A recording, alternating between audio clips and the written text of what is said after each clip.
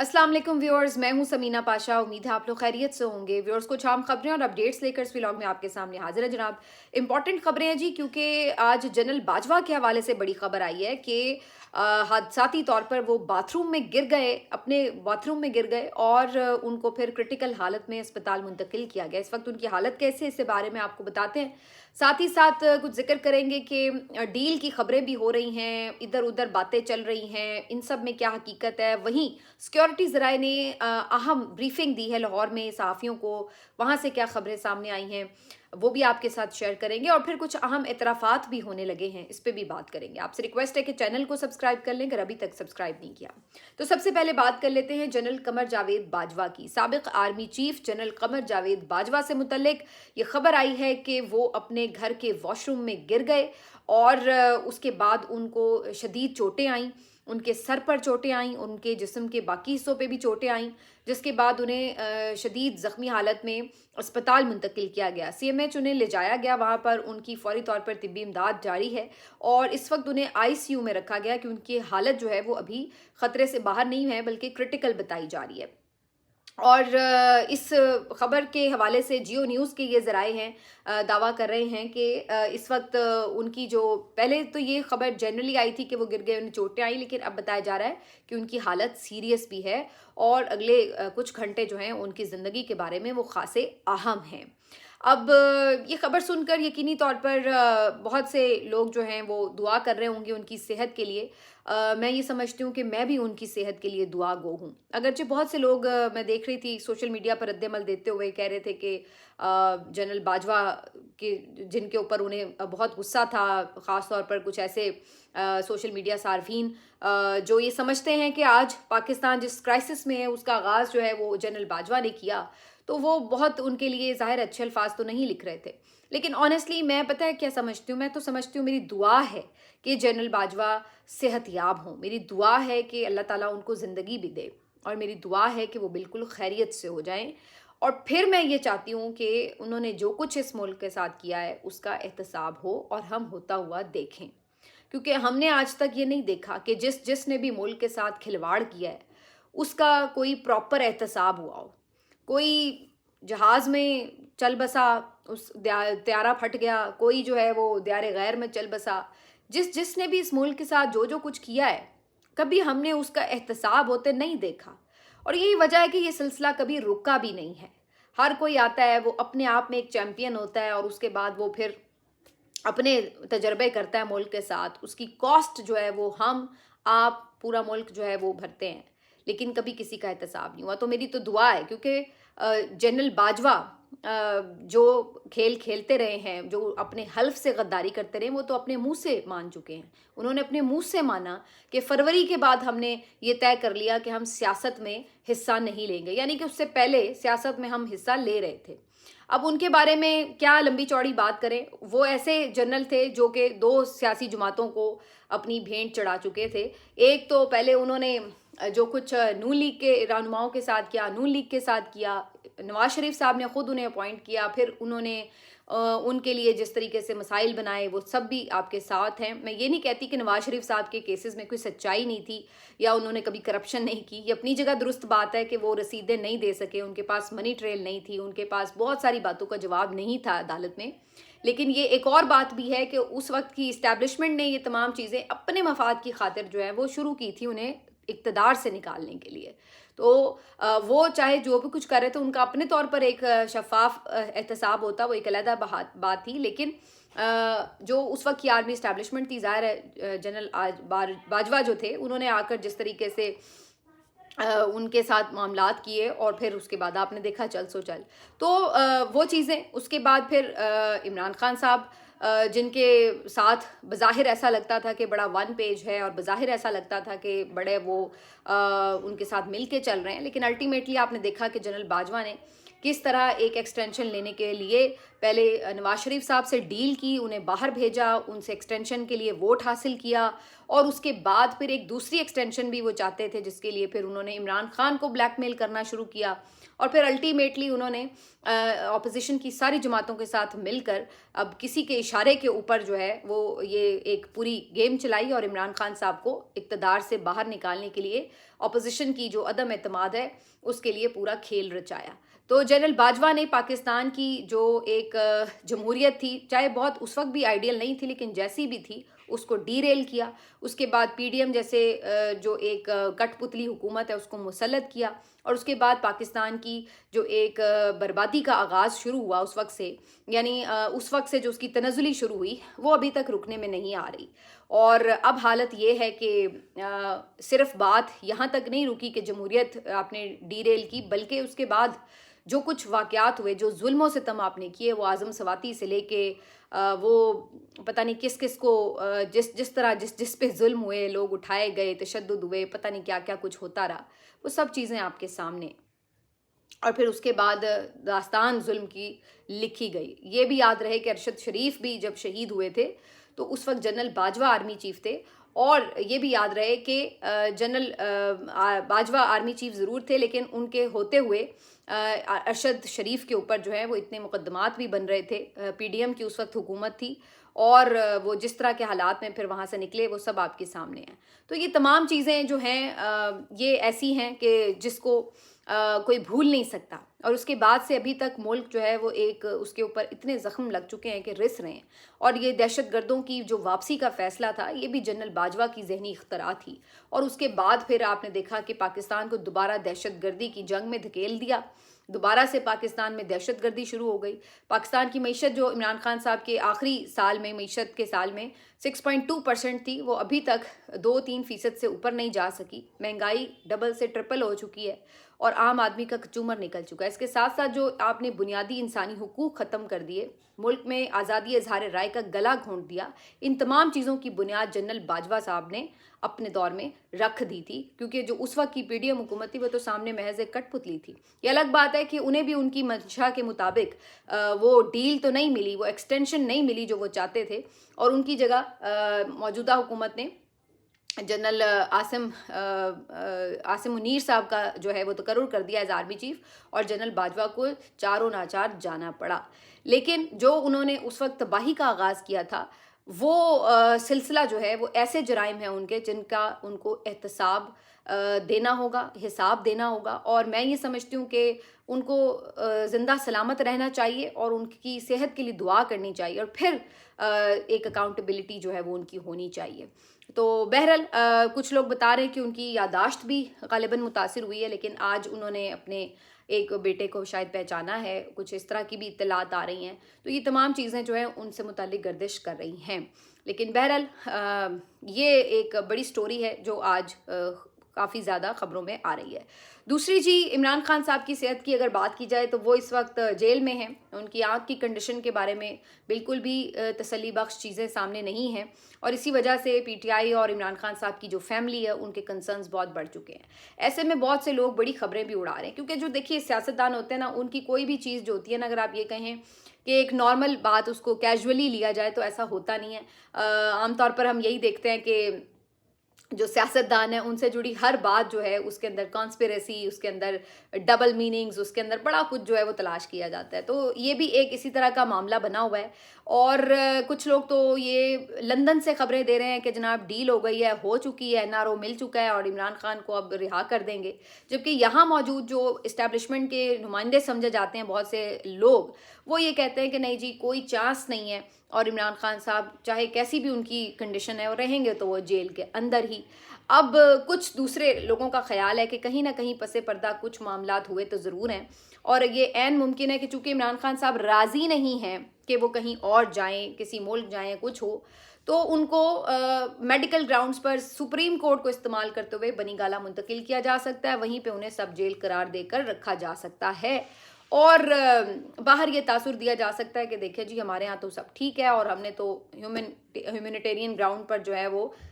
سابق وزیر اعظم کو بنی گالہ بھی شفٹ کر دیا وغیرہ وغیرہ، تو یہ بیانیہ بھی بنانے کی کوشش کی جا سکتی ہے۔ لیکن میرا ابھی بھی یہ خیال ہے، آنیسٹلی میں اپنی اگر بات کروں،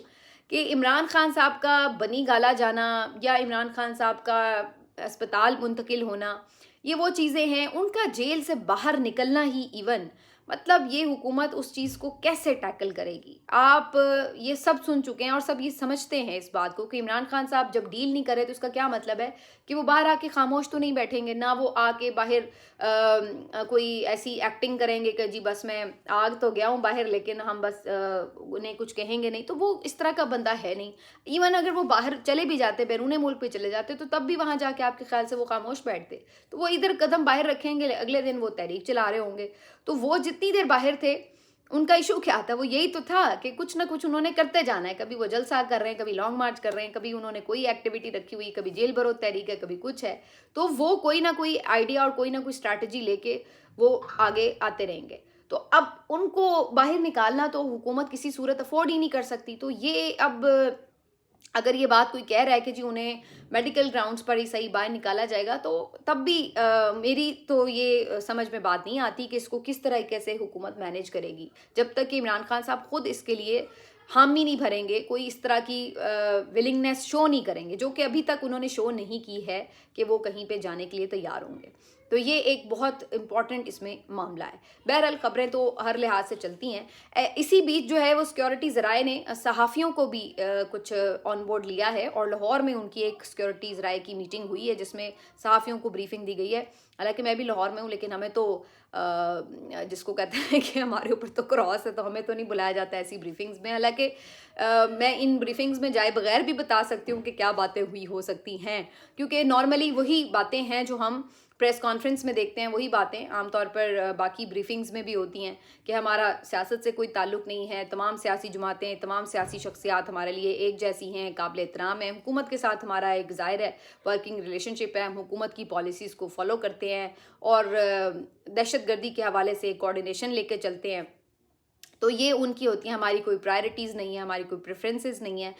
ये उनकी आम तौर पर बातें होती हैं जो वो सहाफ़ियों के साथ करते हैं। और उसके साथ साथ दहशत गर्दी के हवाले से ज़ाहिर बात होती है, तो उसमें बताया जाता है, ऑन बोर्ड लिया जाता है कि भारत जो है वो किस तरह से मुख्तलिफ़ पाकिस्तान में दहशत गर्दी के वाक़यात में मुलविस है। अफ़गानिस्तान की जिस तरह से अब एक पेनिट्रेशन है दहशत गर्दी के मुख्तलिफ़ वाक़यात के, ताने बाने उधर भी जाके मिलते हैं। तो इन तमाम चीज़ों के ऊपर जो है वो गुफ्तगू होती है। तो आम तौर पर तो यही सिक्योरिटी ज़राए की मीटिंग्स में ब्रीफिंग होती है। और आज की भी जो मीटिंग थी उसमें बहुत सारे हमारे बड़े क्लोज सहाफ़ी जिनके साथ बड़ा अच्छा ताल्लुक़ भी है, इसार राना भाई भी गए हुए थे, उमर दराज गोंदल भी थे, यहाँ पर अपने मंसूर अली ख़ान भी थे, और जो लाहौर के काफ़ी सारे सहाफ़ी हैं, सलमान गनी साहब थे, इफ्तिखार अहमद साहब थे,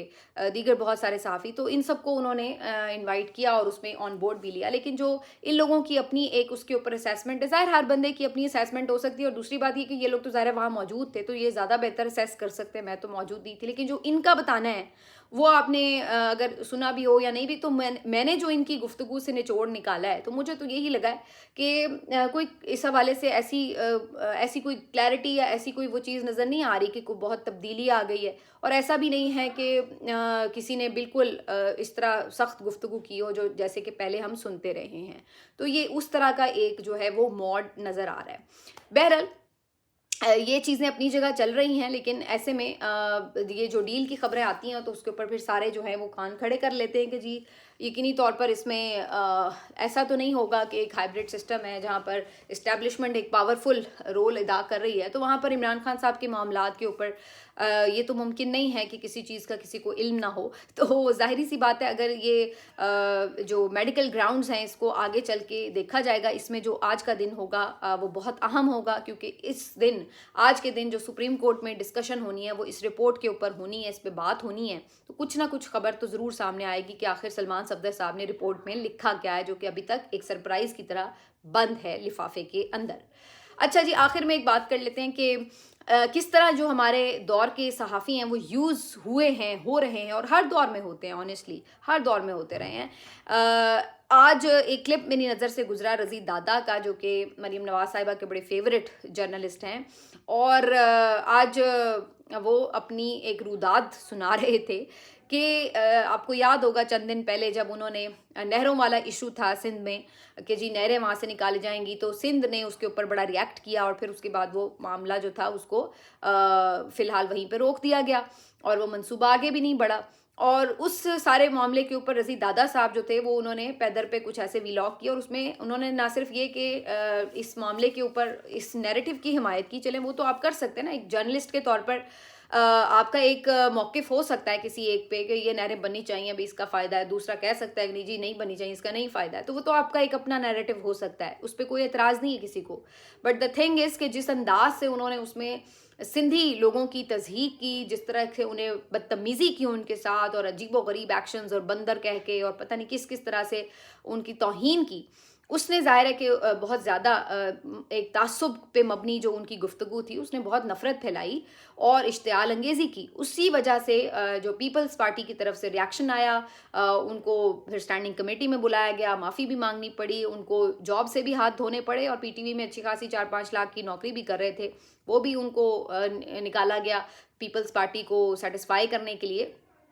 تو یہ سب ان کے ساتھ ہوا. آج وہ اس کی پوری کہانی سناتے ہوئے خود اپنے منہ سے یہ اعتراف کر رہے تھے کہ جناب ان کو باقاعدہ یہ میسج دیا گیا تھا، ان کو یہ لائن دی گئی تھی کہ بھائی آپ نے جا کے جو ہے یہ بیانیہ بنانا ہے، اور وہ بتا رہے کہ ہم تو پھر شروع ہو گئے، ہم تو پھر اگلے مورچوں پہ جا کے لڑ رہے تھے، جب ہم آگے مورچوں پہ جا کے پورا بیانیہ بنا رہے تھے تو پیچھے سے یہ ہمارے پیچھے سے ہٹ گئے، اور انہوں نے جناب ہماری پھر مدد نہیں کی، الٹا ہمیں نوکری سے نکال دیا. تو اب آپ دیکھیں نا، پھر وہ اپنی مجبوریاں بھی بتا رہے تھے کہ دیکھیں نا اب ہم انکار تو نہیں کر سکتے اگر ہمیں کوئی پیغام آئے کہ جی یہ بیانیہ بنانا ہے، آخر ہم نے بھی تو بچے پالنے ہیں، آخر ہمیں بھی تو نوکری کرنی ہے، آخر ہم نے بھی تو اس ملک میں صحیح سلامت رہنا ہے، تو ہم انکار تو نہیں کر سکتے. تو جب ہمیں یہ کہا گیا تو ہم نے کیا، جب ہم نے کر دیا تو اس کا ریاکشن آیا، جب ریاکشن آیا تو یہ لوگ پیچھے ہٹ گئے اور ہمیں کسی نے سپورٹ نہیں کیا. تو رونے دھونے کا ان کا یہ مقصد تھا کہ جناب میری نوکری چلے گی، مجھے پیچھے سے کسی نے سپورٹ نہیں کیا.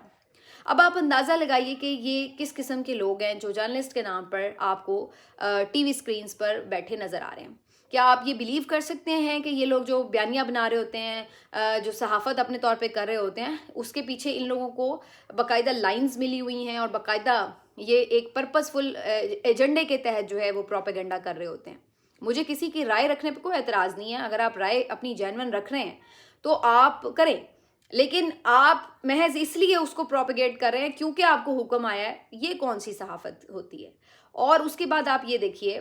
کہ کیا ان لوگوں کے ہی بچے ہیں، کیا ان لوگوں کے ہی پیٹ لگے ہوئے ہیں ساتھ، انہی کو نوکری چاہیے؟ ہمارے لیے کیا درختوں پہ پیسے لگتے ہیں؟ ہمارے بچے نہیں ہیں؟ ہم لوگ اگر نوکریوں سے ہاتھ دھو کے بیٹھے ہوئے ہیں تو ہمارا گزارا کیسے ہو رہا ہے؟ ہم سے کبھی کسی نے پوچھا ہے کہ بھائی آپ کا کس طرح سے معاملات چل رہے ہیں، آپ کی جو گزر بسر ہے وہ کیسے ہو رہی ہے؟ ہماری بھی تو نوکری گئی ہے نا. یہ ٹھیک ہے کہ یوٹیوب چینل ہے تو اس پہ ہم تھوڑا بہت اپنا کر کے کوئی اپنا بریڈ اینڈ بٹر جو ہے وہ ارن کر رہے ہیں بچوں کے لیے، لیکن یہ کوئی آپ دیکھ بھی سکتے ہیں میرے کتنے ویوز آ رہے ہیں، کتنے میری ارننگ اس کے اوپر جو ہے وہ ہو سکتی ہے. تو میرے کہنے کا مقصد یہ، میں کوئی یہ وہ رونا دھونا نہیں کر رہی اس کے اوپر کہ ہمارا، میں صرف آپ کو یہ بتا رہی ہوں کہ نظریے کے اوپر جو کھڑے ہوئے لوگ ہوتے ہیں وہ کتنی قربانیاں دے رہے ہوتے ہیں. وہ آپ اندازہ لگائیے ان لوگوں کے ساتھ کمپیئر کر کے کہ جو مالکوں کے حکم کے اوپر لوگوں کے اوپر گالم گلوچ کرتے ہیں، اشتعال انگیز نیریٹیوز بناتے ہیں اور تعصب پہ مبنی باتیں کرتے ہیں، اور پھر اس کے بعد انہیں اعزاز و اکرام سے نوازا جاتا ہے، ان کو تمغے ملتے ہیں، ان کے ساتھ ان کو نوکریاں ملتی ہیں، ان کے یوٹیوبز کو سپورٹ ملتی ہے، اور ادھر جو آپ کے لیے حق سچ کی بات کر رہے ہوتے ہیں، جو اپنے دل اپنے ضمیر کی بات کر رہے ہوتے ہیں. اچھا یہ بھی ضروری نہیں ہے کہ آپ میری ہر بات سے اتفاق کر رہے ہو یا میری ہر بات جو ہے وہ ٹھیک ثابت ہو، لیکن جو بھی بات ہے وہ ہے تو اپنی مرضی کی، اپنی سینس سے، اپنی اسیسمنٹ سے، اپنی خبر سے، اپنی سوچ سے بات کر رہے ہیں، اپنی ضمیر کی عدالت میں کھڑے ہو کر، کسی کے کہنے پہ نہیں، کسی لالچ میں نہیں، کسی خوف میں نہیں. تو یہ جو آج صحافت کے نام پر ٹی وی کے اوپر جو کچھ ہو رہا ہے، اس سے آپ اندازہ لگا لیں کہ ہمیں ہماری ایز انڈسٹری جو ہے کس طرح اس کو تباہ کیا گیا. اور میں اس قدر بعض اوقات مایوس ہوتی ہوں اپنے ارد گرد دیکھ کر. مجھے بھی بڑے ایسے لوگ سمجھاتے ہیں کہ آپ کیوں اتنی جو ہے وہ حق سچ پر مبنی صحافت کرنے چل پڑی ہیں، یہ ٹھیک نہیں. درمیان والی کوئی لائن لے لیں، تھوڑا انہیں بھی کچھ کہہ دیں، تھوڑا انہیں بھی کچھ کہہ دیں، تاکہ نوکری بھی چلتی رہے اور تاکہ آپ کے معاملات بھی چلتے رہیں، اور اس طرح بھی ہو جائے، اس طرح بھی ہو جائے. اس طرح کے مجھے بھی بہت سے مشورے بھی ملتے ہیں. اور یہ بھی بات ہے کہ ہم جب تنگ ہوتے ہیں، جب ہمارے گھر میں کمی آتی ہے کسی چیز کی، تو ہم بھی پریشان ہوتے ہیں، تو پھر سوچ رہے ہوتے ہیں کہ یا اللہ تو اپنے جناب سے عطا کر دے، اپنی طرف سے پورا کر دے. تو یہ تمام چیزیں بھی اپنی جگہ ہے، لیکن میں یہ سوچنے پہ مجبور ہو جاتی ہوں کہ یہ بند کر دینی چاہیے صحافت ہمیں. اگر ہم اس ملک میں رہ کے سچ کی بات نہیں کر سکتے تو پھر ہم کیوں یہاں پہ یہ کام کریں؟ اس سے بہتر ہے کہ ہم نہ کریں، اس سے بہتر ہم کوئی اور کام کر لیں۔ پھر یہ ایک بات جو ہے، میں تو اب سیریسلی مطلب اکثر لوگ مجھ سے پوچھتے ہیں کہ آپ اپنے بچوں کو اس فیلڈ میں لانا چاہتی ہیں؟ میں کہتی ہوں بالکل بھی نہیں لانا چاہتی، کیونکہ میں نے اور میرے ہسبینڈ دونوں نے سفر کیا ہے۔ میں تو نہیں چاہوں گی کہ میرے بچے جو ہیں وہ یہ تو میں اپنے بچوں کو تربیت دوں گی کہ آپ نے رہنا حق سچ کے ساتھ ہے، لیکن میں یہ تربیت تو نہیں انہیں دے سکتی کہ جس میں میں یہ تو نہیں چاہوں گی کہ ان کے لیے زندگی میں اس طرح کانٹوں بڑے مسائل ہوں، جہاں پہ ان کے لیے خوف کے ماحول ہوں، جہاں پہ ان کے لیے ان کے روزگار چھین لیے جائیں اس لیے کیونکہ وہ کوئی اپنی ضمیر کی بات کر رہے ہوں۔ تو آپ یہاں پر یا تو، اور مزے کی بات یہ کہ اس طرح کے حالات کر دیے جاتے ہیں، نہ آپ باہر جا سکتے ہیں، آپ کے اکاؤنٹ فریز ہیں، آپ کے پیسے اس میں پڑے ہوئے ہیں، حلال کے پیسے ہیں، آپ یوز نہیں کر سکتے کیونکہ وہ فریز ہیں۔ اب آپ کے پاس کچھ پیچھے وہ ایسا نہیں ہے جس کو کہہ لیں آپ کی سیکیورٹی، کہ جس کے اوپر آپ کہیں کہ یار خدا نخواستہ آج گھر میں کوئی ایمرجنسی ہو جائے تو میرے ہاتھ میں کیا ہے؟ یہ سب چیزیں ٹیکٹکس ہیں کہ آپ کو انڈر پریشر کیا جائے معاشی طور پر، تاکہ آپ جو ہے وہ سرنڈر کریں۔ اور وہاں پر ایسے لوگ موجود ہیں کہ جو آپ کے کہنے کے اوپر بیانیے بناتے ہیں، نوکروں کی طرح، غلاموں کی طرح آپ کے کہنے کے اشارے کے اوپر چلتے ہیں۔ تو یہ صحافت ہے، اس کو صحافت کہا جائے۔ اور پھر اس کے بعد مزے کی بات یہ ہے کہ یہ تمام لوگ اٹھ کے انگلیاں اٹھاتے ہیں ہم جیسے لوگوں کے اوپر اور کہتے ہیں کہ جی یہ جو ہیں وہ کسی پارٹی کے ترجمان بن گئے، کارکن بن گئے، فلاں بن گئے، اور ہم تو 1 روپے کا کسی سے فائدہ نہیں لے رہے، اور آپ لوگ اپنے منہ سے مان رہے ہیں کہ آپ لوگ لوگوں کے کہنے کے اوپر لوگوں کے اوپر پل پڑتے ہیں۔ شرم سے ڈوب مریں۔ ملتے ہیں آپ سے اگلے ویلاگ میں، اپنا خیال رکھیے، اللہ حافظ۔